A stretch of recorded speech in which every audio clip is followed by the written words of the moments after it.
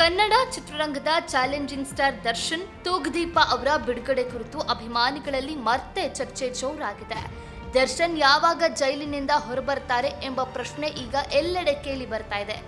ರೇಣುಕಾ ಸ್ವಾಮಿ ಹತ್ಯೆ ಪ್ರಕರಣದಲ್ಲಿ ಆರೋಪಿಯಾಗಿರುವ ದರ್ಶನ್ ಅವರನ್ನ 2024ರಲ್ಲಿ ಬಂಧಿಸಲಾಗಿತ್ತು. ನಂತರ ಕರ್ನಾಟಕ ಹೈಕೋರ್ಟ್ ಮಧ್ಯಂತರ ಹಾಗೂ ನಿಯಮಿತ ಜಾಮೀನು ನೀಡಿದ್ರು. 2025ರ ಆಗಸ್ಟ್ನಲ್ಲಿ ಸುಪ್ರೀಂ ಕೋರ್ಟ್ ಜಾಮೀನನ್ನು ರದ್ದುಪಡಿಸಿ ಮತ್ತೆ ಜೈಲಿಗೆ ಕಳುಹಿಸಿತು.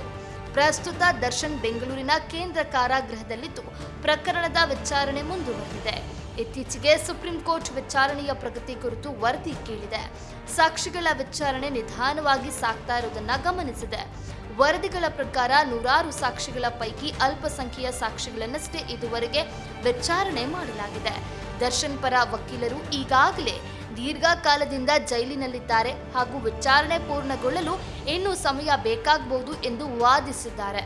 ಇದೇ ಕಾರಣಕ್ಕೆ ಮತ್ತೊಮ್ಮೆ ಜಾಮೀನು ಕೋರಿ ನ್ಯಾಯಾಲಯದ ಮೊರೆ ಹೋಗಲಾಗಿದೆ. ಆದರೆ ಅಂತಿಮ ತೀರ್ಮಾನ ಇನ್ನೂ ಹೊರಬಿದ್ದಿಲ್ಲ.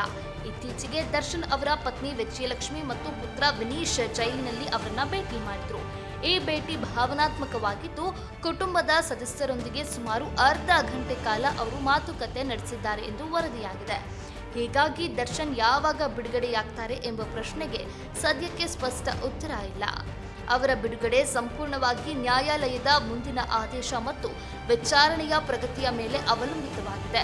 ಜಾಮೀನು ಅರ್ಜಿಯ ಕುರಿತು ನ್ಯಾಯಾಲಯ ಯಾವ ನಿರ್ಧಾರ ತೆಗೆದುಕೊಳ್ಳುತ್ತದೆ ಎಂಬುದನ್ನು ಅಭಿಮಾನಿಗಳು ಕಾತರದಿಂದ ಕಾಯ್ತಾ ಇದ್ದಾರೆ.